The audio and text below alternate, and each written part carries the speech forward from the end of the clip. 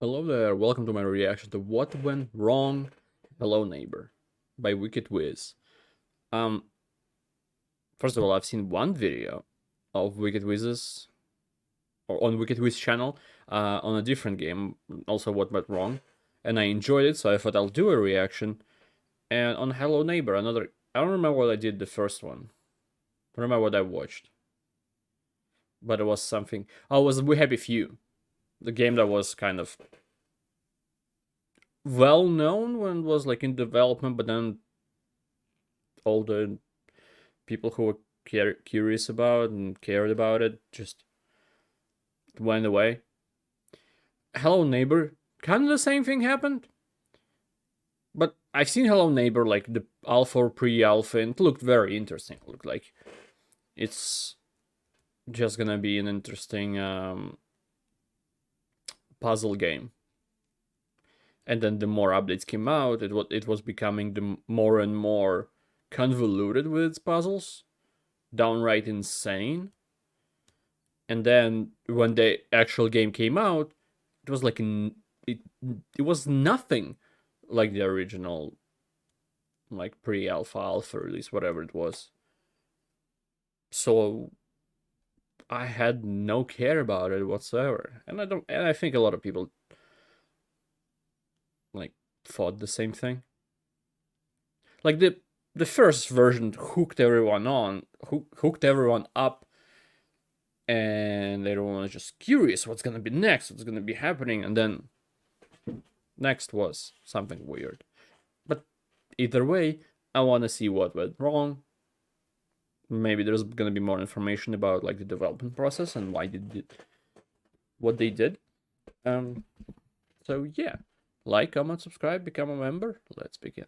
Overhyped with a lot of bugs, frustratingly nonsensical puzzles, annoying Yeah. parkour, and lore that's way too deep for its own good. This is What Went Wrong with Hello Neighbor, where we take a look into the decline behind this game that started off with a promising concept that eventually turned into a bit of a letdown. I'm Wicked Wiz, being a man of my word and standing on my head. I want to give a massive thanks to my patrons who didn't snitch on me after I broke into this guy's house and stole all of his kiln. I played through all alphas of this game as well as the full release, so you don't have to. For a Okay. time, this game was very hyped. You may have noticed Exactly, at some yeah. point between mid-2016 and 2017 that a lot of big content creators in the horror game genre would play this game called Hello Neighbor. But then all of a sudden, it have. just disappeared and people moved on to Indeed. the next big thing. You might think it was out of boredom or something better came along, and in all honesty, that's part of the case. However, the true reason as to what went wrong lies deep within the game design itself. So let's take a look at the versions of this game and the final release. The concept of the game is pretty straightforward. There's this suspicious looking man next door with a big chin and a mustache, who's hiding something in their basement. But hiding what, you may ask? Well, that's where you come in to investigate. Break into this man's house, solve puzzles, find key items,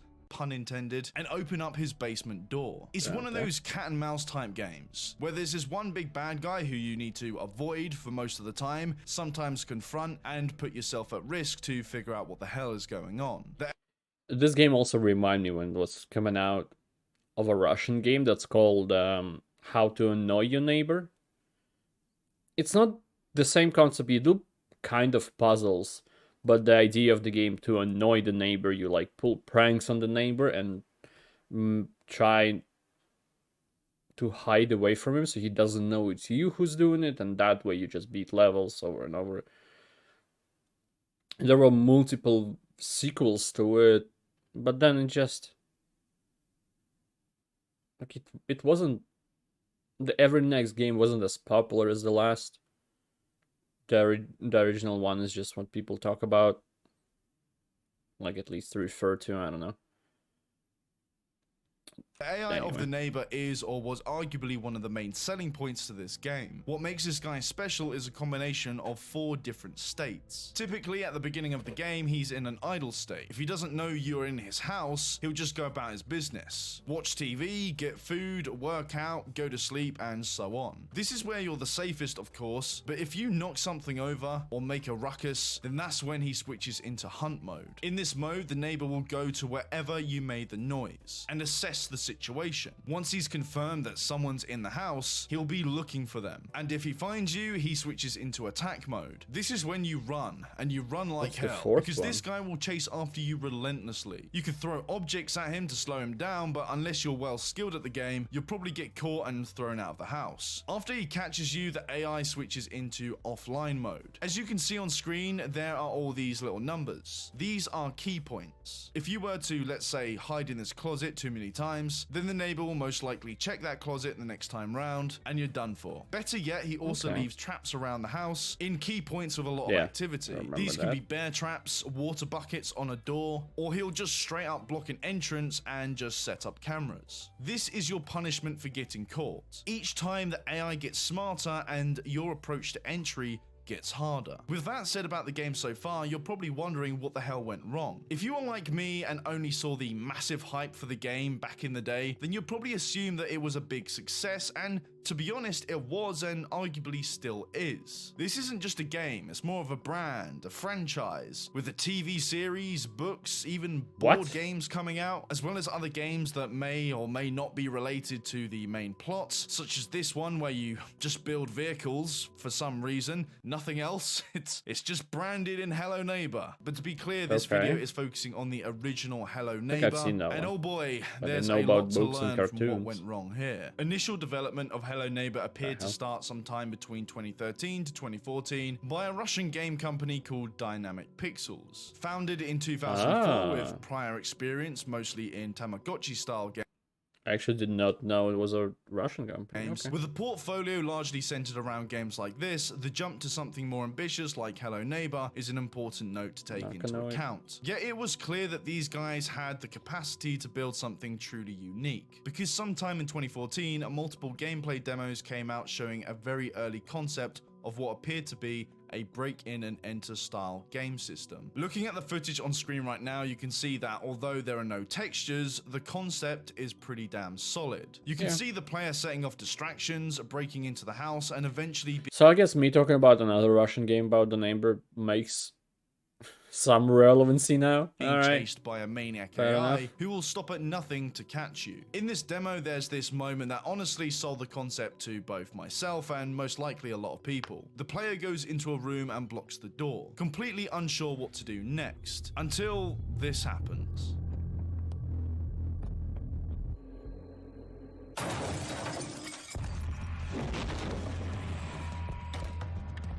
Okay. This is a very weird demo. Just the way it controls seems to be very stiff.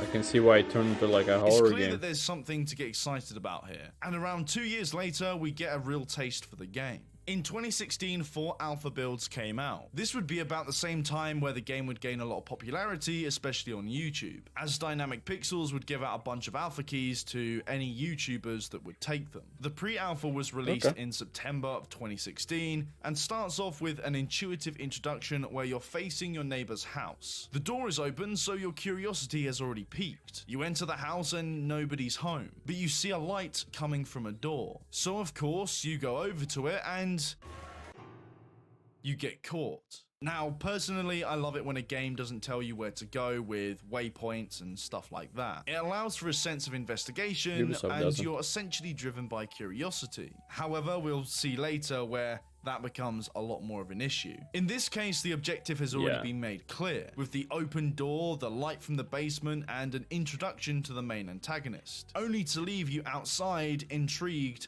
and ready to break in. Although when you finally figure out how to get into the basement, it's just a blank room void of any wizards. Not to mention the game was also buggy, but then again this is just a pre-alpha, and the overall concept was very interesting to explore. Only a month later, on the 26th of October, Alpha 1 was available, and to be honest, it was very similar to the pre-alpha, just with less bugs. However, I did still manage to get the neighbor stuck in my house, and struggled with the physics. But even then, it was still fun. This time the game starts starts off with a cutscene where your invisible self is driving down the road to your new house. But then it cuts to your nefarious neighbor who already has their suspicions about you. Before even starting the game, you about the already car know that has no something driver. is up, and once you get out of your car, you'll notice a piece of paper with tasks to complete. Turn on the power, move stuff in, and sleep. This is essentially a tutorial to help you learn the main mechanics. And once you go to sleep, you immediately wake up looking straight towards your neighbor's house. So of course you go in. Now for some reason I didn't go through the door because I thought that that would be a bit too obvious. Instead I looked through the window and saw the neighbor just chilling on his couch, watching pure static. I break into the house and quickly hear the neighbor coming after me, and well, this is weird. Eventually though I get caught. And then there's this cutscene where we see the neighbor going into his basement, which somehow looks and sounds like a busy road. I mean, a fucking tire just came out of there. What the hell is in this basement? Comparing this intro to the pre-alpha where you have to first enter the house and you see a light coming from the basement, this right here already feels like more of a downgrade in storytelling than anything else. Cutscenes are great and all, but this seems a bit too obvious and doesn't really rely on guiding the player towards the main goal by natural means. Once you figure out that you need a crowbar to get rid of these nails and a lockpick to unlock the door, you can finally see what's inside. But then the neighbor closes the door on you, catches you, and buries you alive. So all in all, this is a great start. We've got a promising concept with great mechanics that only really need a bit of polishing and a little bit of story on the side. But I wouldn't be making this video if things didn't turn for the worse, and this brings us on to Alpha 2, the beginning of the decline. Alpha 2 came out a month after Alpha 1 on the 22nd of November, and it was different. First of all, we now have a player model, which isn't much of an issue, but the hand does seem to get in the way and it kind of sticks through these closets. So overall, it looks a little bit unfinished, but then again, this is an alpha. For some reason now, picking up items is a press and hold action, which really sucks when you're trying to run away from this jackass. Movement somehow feels a bit more janky, but now you can vault through windows in a sort of animated way. That is when it actually works. But hey, this is still an alpha, so who am I to be so critical at this point? I didn't really notice why until I looked back at the footage, but Alpha 1 had a different feel to it. And I think that's largely due to the intensity of the art style. From slightly Tim Burton to a more zany cartoon aesthetic, it kind of turned less into a horror game and more of a goofy playhouse. But this is me just being petty at this point, because things really start to take a turn for the worse about a month later with the next alpha release. On the 22nd of December, Alpha 3 was released. It's now constantly nighttime and the house is bigger. That's cool, right? Bigger house means more to explore. Well, yes, but please don't do it at the expense of the neighbor's AI. The ground floor is where you need to be the most careful because the neighbor can actually catch you there. However, there's this gate at the top of the stairs, which once you figure out how to get behind it, it makes the whole game, at least in this area, completely neighborless. Although this issue does get resolved in the final release, it still didn't really make too much sense. Now remember, it only took them a month to get to this point since Alpha 2. It felt like they just made the house bigger and kind of forgot about the neighbor, which is a worrying sign to see, especially in this phase of development. And I like to think that this was the beginning of... It's just been a couple months since like the very first release, very first version of the game was playable, and I think it's just fine to showcase the location. They like made progress with one thing, they show it off. And it's still an alpha, it's not beta, it's just the way they released it in the end. Sure, it's like halfway through versions already, and this is how it is. In retrospect, it does look weird, but in progress, I think it would have been fine. Dynamic pixels neglect for the AI in favor for parkour. The platforming in the previous alphas weren't any better, but here it's like parkour suddenly became the main aspect of the game. This was slightly more of a thing in Alpha 2, but it's clear that this is the direction they're going in for this game. It's not the worst idea. Platforming can be rewarding and can help to open up more options of entry when trying to break into this guy's house. But the game is so buggy that trying to make this jump, for example, example, takes multiple annoying attempts. You either bump off of something and accept your fate, or slightly miss the jump because there's no way of changing direction in midair. This is also where I started to notice an issue that will become more prevalent later down the line. This game relies heavily on exploration. To find key items in order to open the basement door or gain access to other areas, you need to explore as much as you can. This isn't necessarily a bad thing, but after about 10 minutes running around trying to find items that I'm not even too sure if I need or not, the neighbor became less of a formidable foe and more of an annoyance. And when you mix this with parkour, it only becomes a lot more frustrating the longer you play. This was only the start to what we'll soon see as probably the most nonsensical, frustratingly convoluted puzzle system you'll ever find in a game. And overall, even though this game seemed to be making progress quite quickly at that, the quality of it would start to decline, and I wouldn't even bring this up if this didn't become an issue later. Things don't get any better because next year on the 4th of May 2017, Alpha 4 was released. This, in summary, was just exhausting. Think Alpha 3, but somehow worse. The main selling point, as I've said before, was the neighbor's AI. He had different traits like idle, attack, and offline while setting traps. Now it seems that ever since I triggered him for the first time, he's constantly in hunt mode. Although this still wasn't really much of an issue because he's still just a ground floor enemy. I mean, I'm stuck here on this ladder just shooting pellets at him constantly because he can't do anything about it. Not to mention, the house seems bigger. There are more rooms to explore, with the outside looking just as wacky as the inside. This means more platforming, more falling off of stuff, more of these terrible physics, the list goes on. At some point, it feels more like a box stacking simulator than anything else. The puzzles didn't get any better either. It felt like they were adding a lot of random stuff that didn't really need to be there, or things that were way too cryptic to understand without having to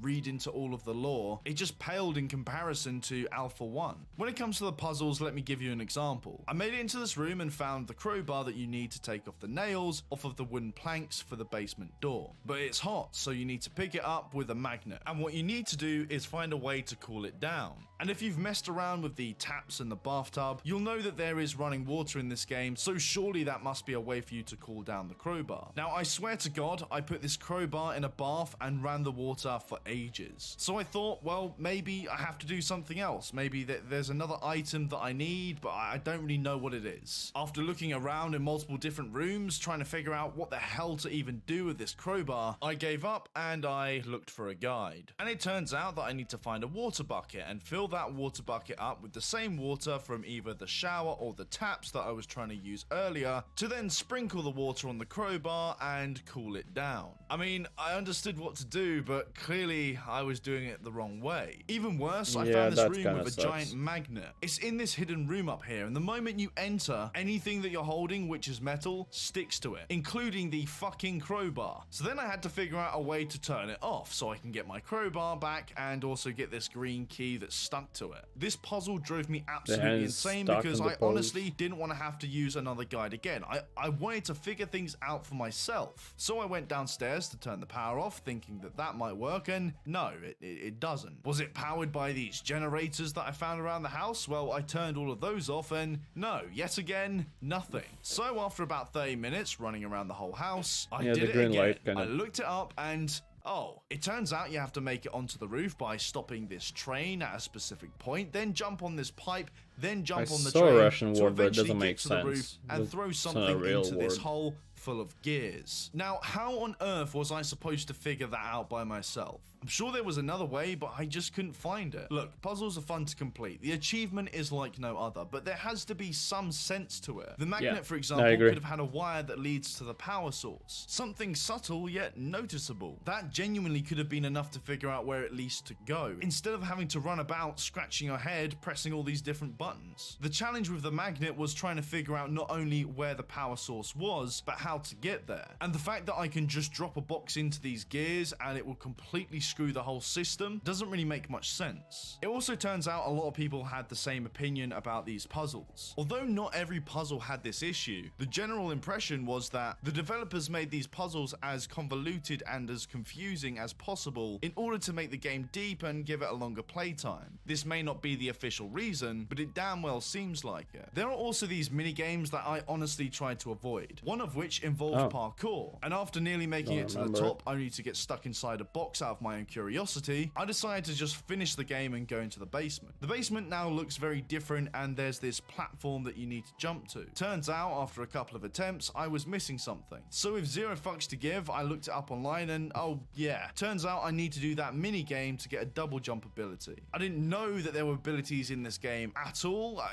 This is the first time hearing about it. And I guess the first time you figure it out is when you do one of these mini games. So I completed the mini game and went back downstairs to the basement. Making it through there was slightly annoying because the neighbor is now down there with you, but eventually I made it out. I started off this video with high hopes, thinking that the game can't be that bad, that not much could have gone wrong because we're not even at the final release yet. Alpha 1 and maybe 2 were considered to be the best versions of the game, period. Yeah. But this now brings us on to the full release, and it's really not the best. On the 8th of December 2017, the original Hello Neighbor was released on Steam for around $30. Before this, there were beta versions of the game, but to be honest, it was very similar to what we've already seen. The release was well received by a lot of fans, but it was clear that this wasn't the most polished game. The game is now split up into 4 acts. The impression that I got from this is that Act 1 is regarded as the best, while the acts afterwards become progressively worse. And I couldn't help but agree when playing it for myself. Act 1 has you starting out as a kid who looks about 30, kicking a ball down a street. You run towards the ball, and then a cutscene happens where you see something going on in your neighbor's house. And it ends with him placing a red key on a blue table in a room upstairs. The house in this act is relatively small, similar to Alpha 1 and 2. The neighbor follows his typical AI path, and I'll be honest, I had a pretty good time exploring the place. I knew exactly where to go, and there was just the right amount of platforming. I didn't really notice any bugs, and figuring out how to actually get into that room isn't all too difficult. There are a couple of puzzles, but once I figured out how to get this wrench, which you need to open up the ladder in order to get onto the roof, I made it through this hole, landed in the room, found the red key, and managed to make it into the basement. But from this point onwards, things start to slip and this game becomes more of a chore. When you get into the basement, at first things look normal, but you'll quickly find out that this washing machine is actually a door that leads into a room. Once you figure out how to break out of this room, you'll find yourself in this dark maze. The maze part wasn't all too bad. The neighbor's down here with you, so it makes it a bit more difficult. But it wasn't all too difficult to get through. It was just more annoying than anything else. Once you finally make it out of this maze, you're in this hallway. A cutscene starts and you realize the neighbor is right behind you. So now you're running away from the neighbor through this hallway, only to get to the end and realize that the exit requires 3 keys to make it through the door. Then you get caught, and now it's Act 2. This is where the game becomes more frustrating than anything else. You wake up in the same room you found before, and once you get out of the basement, you quickly find out that you're trapped on this guy's property. The house is bigger now, and for some reason, the neighbor seems to patrol his garden more often than the house, which leads to me getting caught and having to see the same goddamn animation over and over again. I tried to figure out that is annoying when games do that. And I had a feeling that these pipes all around the house had something to do with the objective. With no surprise, it turns out they're all a part of some convoluted way to open up the gate to this massive trampoline of which you need to jump over the fence with. For some reason, you need to turn on all these levers to increase the pressure in order to get this handle, and it somehow just pops off because there's too much pressure, even though that's not really how handles work. Then you need to figure out where to put this handle and do a whole bunch of other stuff, and there you go. Somehow that opens up the gate and you can get out of the house. But instead, I opted for parkour because at this point, I'm getting pretty good at it, so I legit use a speedrunner strat to jump over the fence. Whilst getting out of the house, there's this cutscene with a really awkward camera angle for a brief second, where you see yourself whimper back into your house. This now brings us on to Act 3, and this is where the story goes from quirky to downright insane, and you'll soon see why. We're now much older and struggling from a crack habit, leaving us out of pocket to pay the bills. So you pack up, leave, and return back to your old house. The neighbor's house is totally wrecked, and after seeing shadow demons from your crack withdrawal, you go back home and sleep on your crusty couch. Then you wake up, only to see that the neighbor's house is back and even more wacky than before. Similar to Alpha 4, I'm gonna have to do a lot of platforming, try and figure out puzzles without having to bring up a guide for the 15th time, and not only find a key for the basement, but also keys to mini games, which I need to do in order to gain special abilities. In total, there are 3. I like how every alpha build was making Damn it. Oh, there it is. Every alpha build was making the house bigger and bigger and bigger, and then when the main game releases, you see the biggest version of the house, but all the way in Act 3. Such a weird thing to do. Games to complete, and each of these give you a special ability that are required to proceed to the final act. There's one that we've seen before where you do parkour in a pantry. This gives you the double jump ability. Another one where you have to go through some warped grocery store and collect the same items that these glitched out mannequins have. Honestly, the only challenge here is to make sure you collect the right items and not glitch into the shopping cart. Not to mention, it's really awkward trying to put even your pickles in the cart because for some reason the physics likes to bug out and you have to kind of aim in a certain position to try and get things in there properly. Also, the special ability from this is some weird static whenever you crouch, which honestly you only need to use once within the whole game. And the last mini game has you running through a school trying to hide from mannequins yet again. At the end of this mini game you get the ability to push. All in all, the mini game somehow felt less finished than the rest of the game. There are also these nightmare scenes that happen every now and then once you get caught by the neighbor. They act as a way of telling the story, but of course, because this is Hello Neighbor, they do it in a very cryptic and mysterious way, where you essentially go through a walking simulator and I guess get glimpses at the neighbor's past. There's not too much to say about them. I mean, go on a roller coaster and knock this cardboard cutout of a girl into the abyss. I mean, that's the most amount of entertainment I got out of them. Anyway, after completing the mini games and unfreezing the key card from the freezer, I made my way down to the basement, and this is honestly where it feels like they just gave up. First off, there's this shadow figure hanging about, and to get past him, you simply just crouch. Remember the static ability we picked up earlier? This is the one time you need it. In fact, I'm pretty sure you can still hide from this guy without that ability. All you've got to do is simply crouch, move forward a bit, and then he just walks away, and then disappears at the end of the hallway. Then you need to make it through this lit up room and double jump over the fence. It's so awkwardly positioned that it doesn't feel like that's what you're meant to do, but that's pretty much what you're meant to do. Funny enough, on my first try without the double jump ability, I managed to get over the fence just by glitching out this chair. But when I opened the door, the neighbor got me because this is where you need to, I shit you not, push him back. Like, you could never do that before as a full-grown adult. Also, wait a minute, did you just see that? Let me just freeze this frame right here and let's have a look at what we see. We have one hand, two hands, and apparently a third hand. I could say that, like, pushing neighbor away, because it's like, aren't you like the neighbor's son or something from the past? There's some convoluted bullshit with the story going on that you're related to him, so it's kind of pushing him away, something mental that you have to do. You have to overcome your fears and be able to do it, which is fine.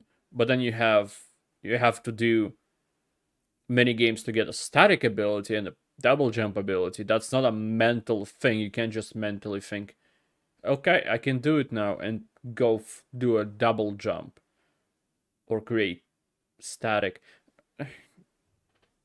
So I don't know, I can't even defend the game when I want to. When I say this game feels unfinished and unrefined, these are the little things that I'm talking about. After all of this, you make it down a hallway, and now you're in a house with a giant neighbor looking at you. He smashes the house, and the outsider what looking the in. actual hell is going on? Let's assess the situation. We're currently in an endless Scarecrow white fight void from with a Batman giant Arkham. neighbor who does nothing to defend himself. And trust me, I threw this box at his sack and still nothing. I'm gonna sum up this whole area in one word.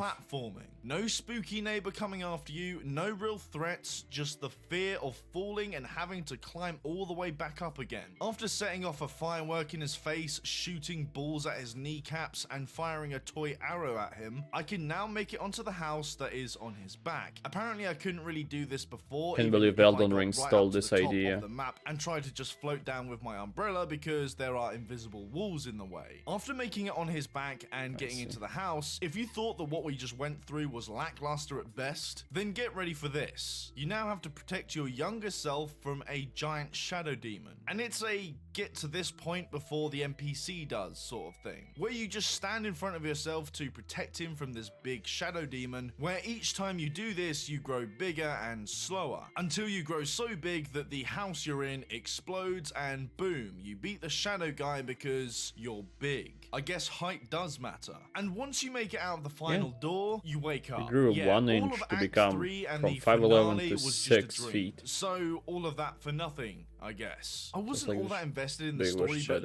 this just felt like a punch in the balls to me. If anything, it was a representation of the absolute hell I went through to make this video. So smash like for my sanity, I guess, because I'm really losing it at this point. When it comes to the story behind any game, after you've completed said game, you generally have a good understanding as to what the whole story was about, and if you're interested, you might look into it a little bit deeper. Like, not necessarily. Some games are convoluted for a reason, like Dark Souls games are a big example of that. But you do have an idea of what's happening, at the very least. And here is just, okay, I think that's what happened, and then that's not it. Well, the Hello Neighbor seems to flip this on its head, where it does tell a story, but in a very cryptic way, leaving a bunch of clues and hidden messages all over the place, in the hopes that somebody will come up with a theory video about it. To better prove this point, this whole game's marketing strategy was entirely centered around getting big YouTubers to play this game. Although this game was being worked on before FNAF, it's clear that they wanted to achieve the same kind of fandom and mystery surrounding it. And to be honest, it worked. There are a lot of people who do enjoy the lore behind this, and who at the time did like to make theories about it. But when you've got a game company, or should I say in this case the publisher, tweeting at MatPat, begging to have a theory video made about it, it becomes very clear that this was really one of the main focuses to this game, with the direction of development clearly being focused around lore. Oh yeah, that's why I didn't think it was a Belarusian developer, because it's Tiny Build. And I guess Tiny Build worked as a publisher for it? Did I blink and miss it that Tiny Build is Russian? Making the game seem way deeper than it is. The focus on the gameplay and experience takes the back seat. Act 1 was pretty fun because it was just centered around you avoiding the neighbor whilst trying to figure out a couple of puzzles. The puzzles were fairly easy to understand, with the main challenge being avoiding the neighbor himself. But as it got to Act 2, things got bigger and the puzzles became a lot more convoluted, as well as more complicated puzzles and these mini games that I personally don't even feel really add too much to the game, because the skills that you get from these are only really used in the last act, and sparingly at that, to then have probably one of the most lazy endings I've ever seen in a game, where none of the previous mechanics are needed in order to beat the final boss. I guess it was meant to have some sort of profound message, and that's really what they were trying to do with it, but besides that, it just seems lazy. I don't want to shift all of the blame onto the developers. I have a feeling that the publisher behind this also had a lot of influence on the decision making around where this game was going to go. It's very clear with this now being a franchise that they're trying to profit on this as much as possible, which is totally fine, by the way. If it works, go ahead. But with all the bugs and glitches,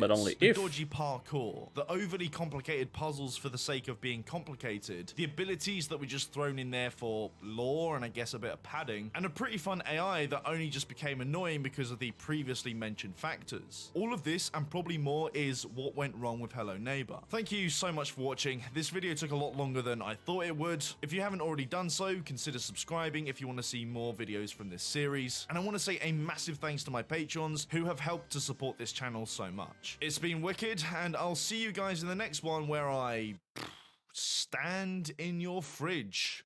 I want to be with the people, y'all. That's a video I'm gonna do a reaction next, probably, but didn't expect that abrupt ending. But overhyped with a lot of... Alright. Here we have it. What went wrong with Hello Neighbor? And yeah, exactly as I thought, that just the couple of first alphas, pre-alphas were good, or good enough to be fun, and then it just derailed from there. But it is what it is, I guess. It's weird to try to make a big franchise from the original that is not that good. I mean, it became big. It probably Markiplier, Zepsky, all those big people playing the game probably brought him a lot of sales or pre-orders and all that. But it's kind of empty if the main product that you based everything on is hollow. If it works out, good for you, but I just don't see it working out. Like all of the cartoons and all that stuff, it's all too ambitious for what it is in the end. Just a buggy game that tried very, very hard to be good and not necessarily succeeding in everything it tried. Anyway, thank you, anybody who watched this. I appreciate it a lot, and I hope to see you next time. Goodbye, have a great life, because one of us has to.